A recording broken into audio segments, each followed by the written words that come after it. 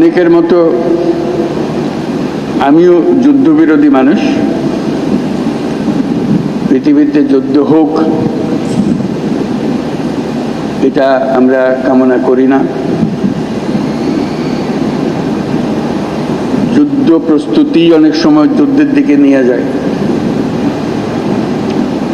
কাজে যুদ্ধ প্রস্তুতি সম্বন্ধেও একটা ঘোরতর আপত্তি। কিন্তু এমন বিশ্বে আমরা বাস করি, প্রতিনিয়ত যুদ্ধের হুমকি আমাদের ঘিরে থাকে। তো সেখানে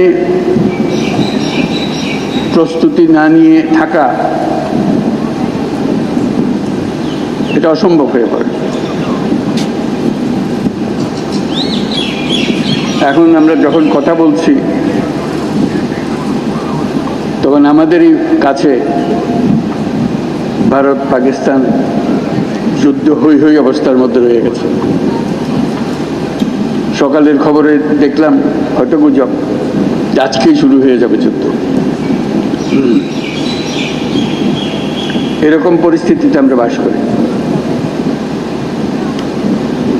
তো কাজেই এই পরিস্থিতির মধ্যে প্রস্তুতি না নেওয়াটা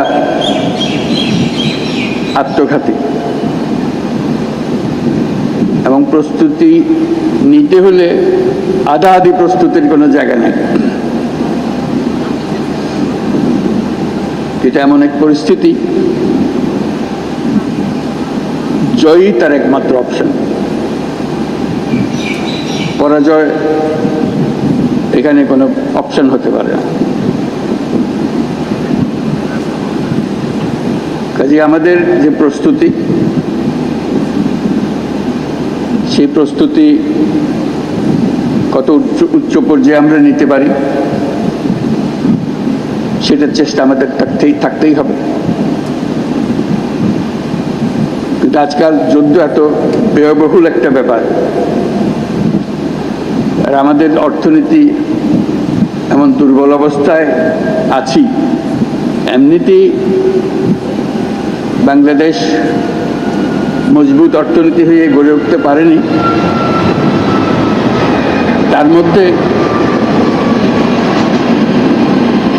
বিগত সরকারের যথেচ্ছাচারের কারণে যা ছিল তাও লুটপাট হয়ে গেছে। এই পরিস্থিতিতে আমাদের সামগ্রিক স্ট্র্যাটেজি ঠিক করতে হবে। শান্তির দিকে আমাদের হাত বাড়িয়ে রাখতে হবে সবসময়, কিন্তু প্রস্তুতিতেও থাকতে হবে। এই পরিস্থিতিতে আপনাদের সঙ্গে দেখা করে, আপনাদের আজকের মহড়াগুলো দেখে খুবই ভালো লাগলো। এগুলো আমরা সিনেমাতে দেখি, বাস্তবে দেখার খুব একটা সুযোগ হয় না। আজকে আপনাদের কারণে সেটা বাস্তবে দেখলাম। যারা এর পেছনে এটাকে এত সুন্দরভাবে করার জন্য, নিখুঁতভাবে করার জন্য চেষ্টা করেছেন, তাদের সবার জন্য আমরা ধন্যবাদ জানাচ্ছি। জোরে হাত তালিয়ে দিয়ে আমরা একটা ধন্যবাদ জানাচ্ছি।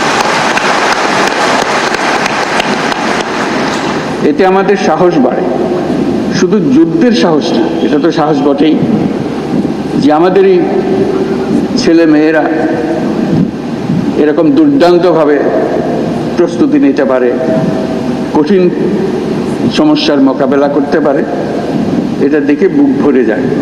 আমরা যারা আজকে বাইরের থেকে আসলাম, আমি নিশ্চিতভাবে বলতে পারি তাদের সবার বুক ফুলে গেছে যে আপনাদের কৃতিত্ব দেখে, আপনাদের নিখুঁত ম্যানুভারিং দেখে। কাজে সেই অনুভূতিটা আপনাদেরকে জানিয়ে গেলাম।